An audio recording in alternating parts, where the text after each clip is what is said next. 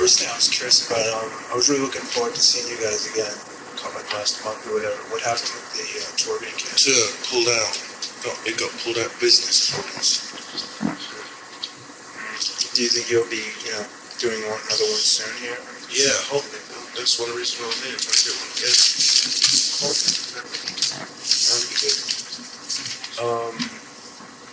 Let's see.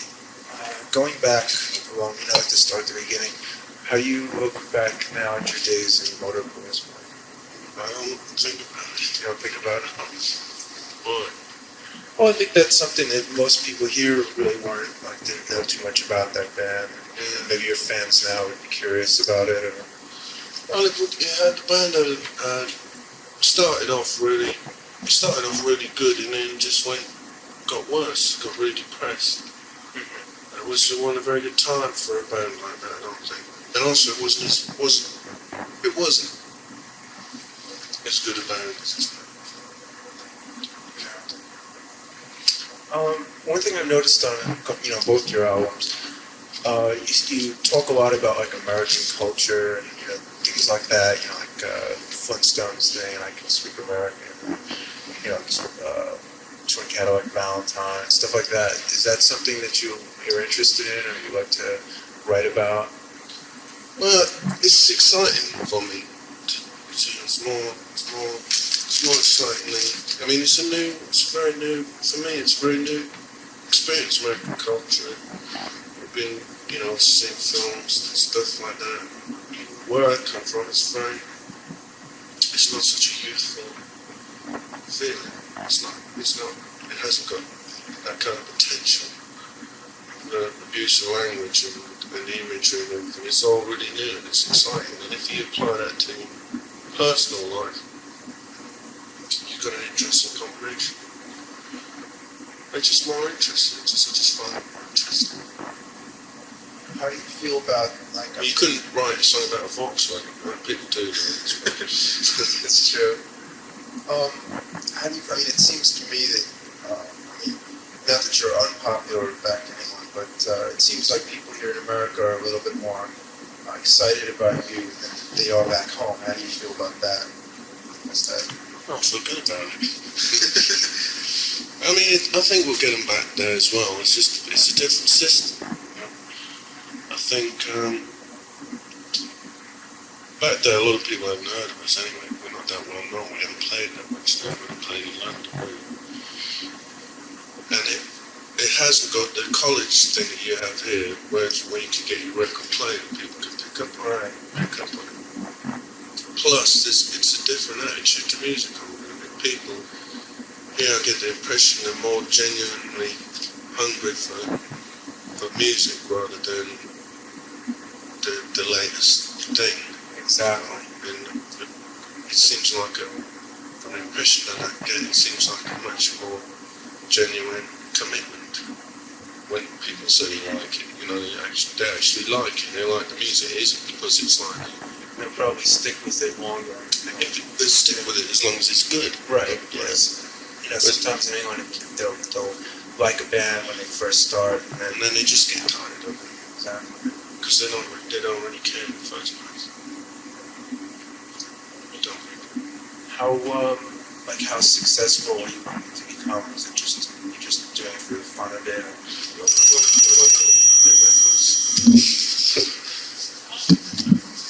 Do you have any goals in mind? Definitely. Hit record. That's it. I like a song that we like. Everybody do like it. And get played. So. Do you think that's something that's going to happen in the future? Yeah. You have to. You can't do it just for fun because it isn't that much fun. Sometimes it's fun, but it's like anything else you have to. I don't want it to be a cult band. I don't want it to get worse. I don't want. There has to be something. You have to see some sort of progress in every aspect. And one of the things I like that. Anybody who says it wouldn't. Oh, of course. If let's say something like I want to be a Flintstone or something, they became like a really big hit here, which I don't think is not, it's not impossible. It's a really accessible song. How would you react if all of a sudden you did have a huge record here? Big relief. Peace and things. Yeah, to solve a lot of our problems.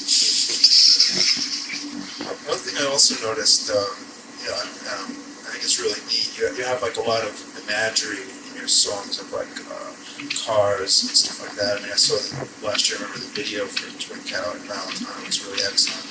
And even on this one, you have the song about 55, and you have the other song about Jesus Chrysler. Oh, yeah. Is it something you're personally like interested in?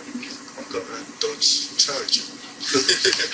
It really doesn't work really. I've tried driving it around in England and it's not the same, you know. It doesn't work. But I still infatuated with it, so I think I like the look of it, I like being in it. Do you think that's something, I think music sounds better in cars as well. I like the movement, the changing. well, that's something I was going to say too. When you listen to a lot of your songs, they have a really kind of like a propulsive feel to them. And they really like, there's just something driving about them. Yeah. Is that? Yeah, I like that feeling. I think it's a good feeling. The song Bikini Red, the lyrics I thought to that were really, really interesting in particular. What is that song about to you? I don't know, just, what it's about is like, you get, when you're doing it, I started off trying to make it like a Velvet Underground type, down with rhythm, but it didn't sound like that. And I had a title, which is just Bikini Red. That's all we had. So it's just I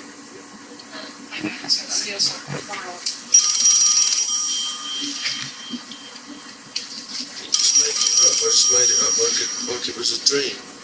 So like a dream.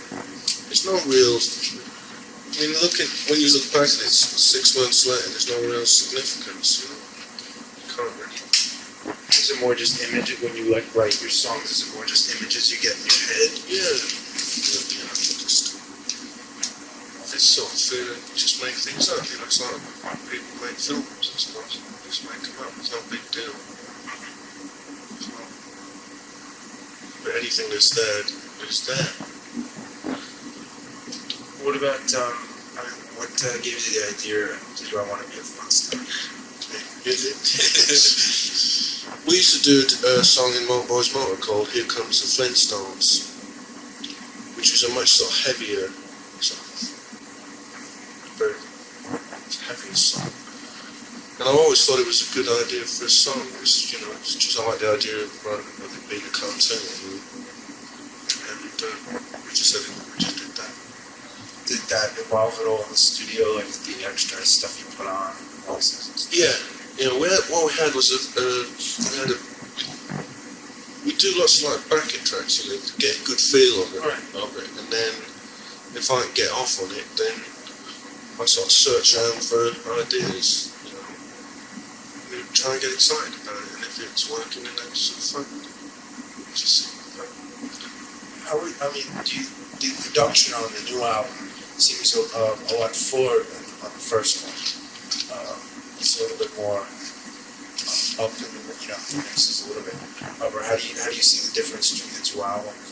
I actually think this album's got packs a bit more punch, Yeah. Well, we did this album. We were in better shape when we did it. The last time we had a lot of problem with it, and I wasn't particularly happy with it. But this one we did it like we went in for a week and did a couple of tracks, and then had a break for a week. And then we recorded in demo studio. It was like cheap studios, so we had plenty of time. And also we used Vic, and we got very raw sound in there, and we had a lot. Because we had a gap between everything, we got different feels and things. It didn't turn into like a job where you sort of drag in. Some of these bands stick themselves in for 3 months and stuff. It has It loses its life. It has a very spontaneous feel. Yeah, well, I think that's one of the reasons why we split it. and each track finish one by one, so that each track you could get into the world of it, so that it would work and it would finish, and then you could forget about it, and then we could do something totally different. And I think that there's a lot more variation on this. So you're pleased with the way that it all came out? I'm comfortable with it, more comfortable with it than the last one. Yeah, I'm not disappointed. I mean, obviously things wouldn't be done. That's problems. How do you find working with Greg again? You're still happy with him? He's good at getting live texts. Keeps things on the rails, so I'm drifting up with. He's good at doing very direct music. He knows what he likes. He's got a very simple view of what he likes. And within those parameters, he's very good. This is kind of a hard question, but I really like your records and everything, but especially being a writer, I find it hard to put your, sound into any kind of category. It's very original. How would you describe the thing at all? That's true. I wouldn't. I mean, I can only say how would you if you heard your voice on the tape recorder? How would you describe it? I'm too close to say. Are there any other current bands or musics that you feel that you're in some way aligned to or similar to? Or do you see? These other bands I like, I like the Gun Club, but then I like hip hop, I like anything with rhythm, good rhythms. That's what I was going to say. Your music is very rhythmic as compared to a lot of the current bands that aren't let's say rhythm and blues bands or disco bands or something. It has a more rhythmic bass. Yeah. More percussive. Yeah. Well, that's mainly because Kenny's such a good drummer, which gives us a chance. He can play anything, and he can play very powerfully. And there's not many of them left. It's a dying breed. Plus, those rhythms have evolved out of beef art stuff and reggae, things like that. It has a kind of interplay between that almost electric funkiness to it. Yeah, it's like I like it. One thing I really noticed. I noticed immediately when I saw you guys last year at the Ritz. I was really thrilled with your guitar technique. I'm a guitarist myself, and I just really like the way you play with your hand, instead of using a pick. How did you develop that style? You just got to see a band called Dr. Feelgood. I don't know if you're familiar with him. A guitarist out there called Wilco. He used to play like that. Wilco Johnson, right? Yeah. And he just used to fascinate me the way he played. Then I looked at a lot of old blues. It's a very physical way of doing it. Plus, I could never use a plectrum. I kept getting it stuck in the strings. I could never get it right. It seems that if you eliminate as much as possible, it makes it more personal. People who play with just their hands, to me, it seems to be more field. There's less technology. Yeah, there's less batteries. It's good. Did you have to evolve any specific techniques to get the right volume or sound? Just turn it up. Turn it up full. You seem to have something on your nails. But nail polish. Because if I didn't, doing a lot of gigs, it just wears out. Your nails wear out. Do you think the fact that you have that kind of style influenced the band's music to be a little bit? The other thing I noticed about you is your music is very, even though it's focused, it's very open. It doesn't seem like it's a very closed-in sound. It seems like it kind of just goes all over the place, yet with direction.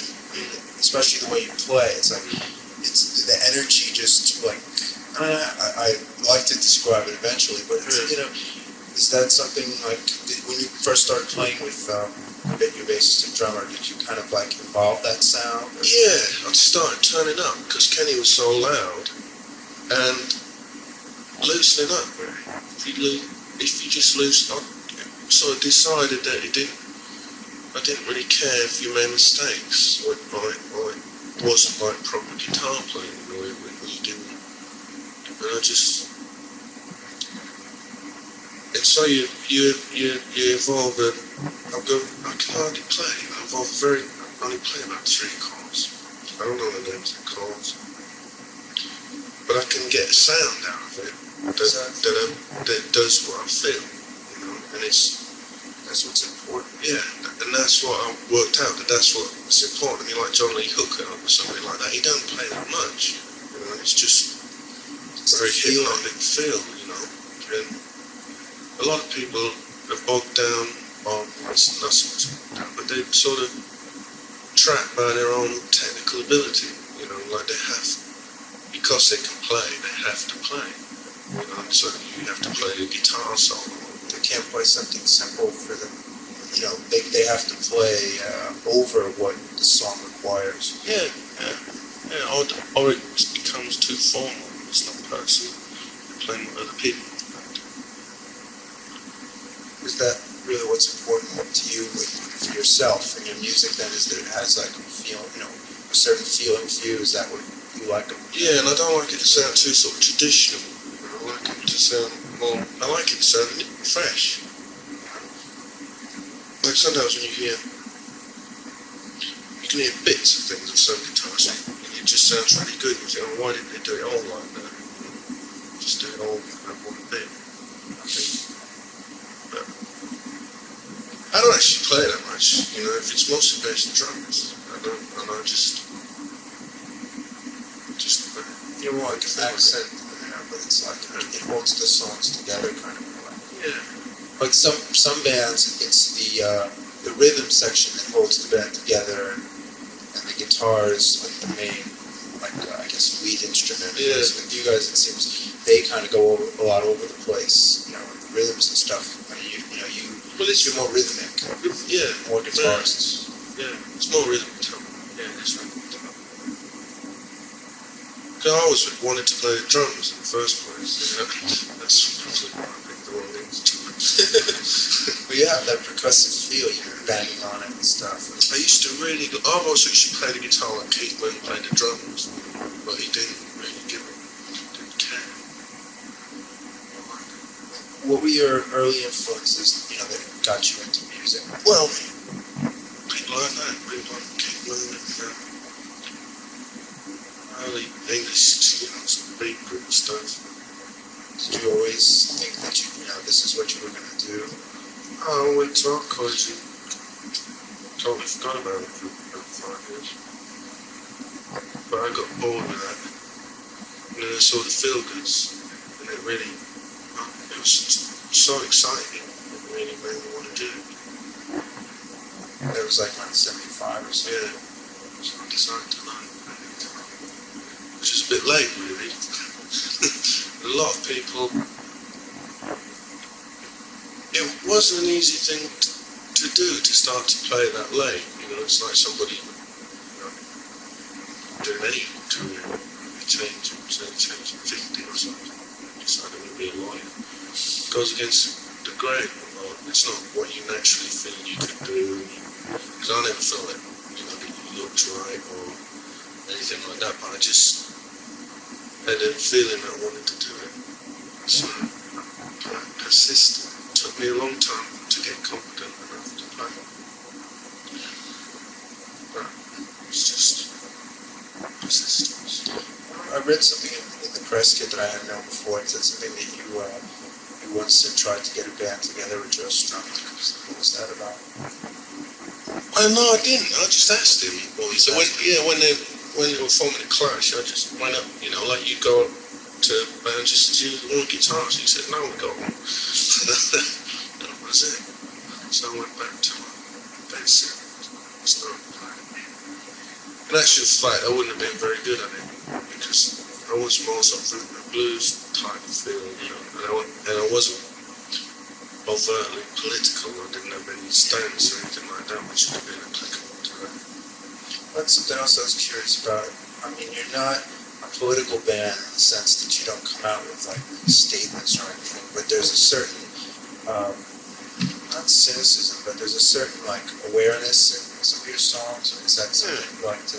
I don't see why that should be so surprising. I mean, we're all human beings, you know, and it's just stream of consciousness stuff. You know, it comes out, feelings, and quite often you say things that you don't know why you said them, except that it feels true. And afterwards, it's very difficult to look back and give reasons why you did it. And also, it doesn't. I don't think it really adds to it. Helps it. Or enhances it. I mean, it's also Bob Dylan to be or something. There's nothing you could say that would make his song sound any better. No. The statement's there. Yeah. The grooves. And he just wrote it because he felt like it. There's no real. He probably didn't know what he was writing half the time. It just felt good to him. Especially a lot of early stuff. It's not so much emotion. How do you feel? I mean, we talked a little bit about the sound before. Being, I think it's kind of like an open kind of sound. There's a lot of space in the music. How are you comfortable in the trio format? Like, do you ever think that you would add anything else to it, or are you happy with Well, sometimes when you start getting bored with it, you're thinking of, maybe we should get another guitar or something, but that's what's good about it, really. You just have to maybe have a break from it and come back fresh. And the problem with getting more people in the band is that they start getting too musical. The band starts getting too musical. Everybody starts, changing at the same time and changing chords at the same time, and it starts becoming really boring. Plus, they sit on it. They're not under pressure. In a three-piece, you're under a lot of pressure. If you don't deliver, the whole thing screws up. So it brings a lot more out of you, it pushes you. I mean, everybody has to do it. And that pushes the whole thing into an area that I think is difficult to achieve when you have a lot of people playing. It's very difficult to get all those people into the same vibe and wanting, management problems. Bands that are good at that sort of things, like reggae and stuff like that, where you get a lot of people who just lock into a rhythm, and it doesn't matter how many. And some of the African stuff, that's really good. But Worcester players are a little bit more resistible. Yeah, well, it's just they're boring. Half of them, they just because you've got a guitar and you want to play a rock and roll band doesn't mean to say it's worth doing. I mean, a lot of the time I question whether what we do is worth doing, and when it isn't, won't do it. Everybody has got the right to. I don't like it when it's just compromised to middle of the road sort of stuff. I like it's an edge to it. And it just gets too musical. Have you ever had, over the course of the band, have you ever had anyone... Plus I couldn't play on anything, so have you ever had anyone try to, commercialize your sound or try to tell you what to do, or... Well, we tried a couple of producers on Gunshot, it didn't work out, but not since then. Obviously, I mean, you don't want to make an uncommercial sound. I mean, that's why we record in demos. So we get the band down live and we mix expensively. We mix it to make it sound as attractive as possible, sound-wise, or make it sound beautiful. I think you should want to listen to it. Oh, yeah, well, maybe I shouldn't have used the word commercial. I mean, because your records are they're the kind of records that if you put them on the radio or something, people will say, well, that's a really, catchy song. It's not like they're uncommercial in that sense, but I mean, what I meant was, do people try to tell you, only write in this kind of style, or no. like this? Or... The most they say is write a hit record. They don't care as long as they don't care what we do as long as it sounds good. Surprisingly enough, people imagine that record companies want to water you down and stuff like that, but that's not. In our case, it hasn't been true. They want to bring out what's good about the band, and it's. I suppose not every band has to try and do it. I mean, if you look at a band like The Who and stuff, when you look at them live, what they were like, the records I mean were very different. But they found a way of doing it. You know, they made it sound good without compromising. I think at the time, early on, my generation, stuff was good. How important is it to you to keep control of, you know, your band and your life and stuff? Are you, I guess, the idea of the individual point of view? Yeah, I don't like it getting out of control. I mean, that's what this band's about, it's personal. I think that's fundamental to it. It's about people. I mean, that's why you can't copy it, because it's about the three people in it, and the people that you choose to have around you, and the ideas that you... I mean, it really is an outlet for a lot. You know, you have friends and stuff, and you might have a mutual sense of humour or something like that. And when you're in a position that you can record, and you're almost like a spokesman for your like collective consciousness, you know. So it's a bit like, I see it sometimes, it's a bit like when Andy Warhol does this. I mean, it's not art or anything, but when he like get anybody to do the paintings, it's just look good, stuff like that. I think it's a bit like that. Do you prefer like working on songs in the studio, or do you enjoy touring and playing live? I like the good things about both of it. I mean, you know, I look forward to going into the studio because you have the potential of making things sound different worlds and things like that. You can do anything. And live, I like the excitement. I don't like a lot of the periphery. I don't like touring. I mean, I don't like the boring of it. I don't like the repetitiveness of it. I don't like playing live too much in case you lose, in case you stop wanting to play, because it's like going to a party every night. There comes a point where people are doing it for money, and you have to do it for money to a certain extent. I mean, you wouldn't choose to play 30 gigs in a row. I mean, 30 is not so bad, but say 60. You wouldn't choose to do that.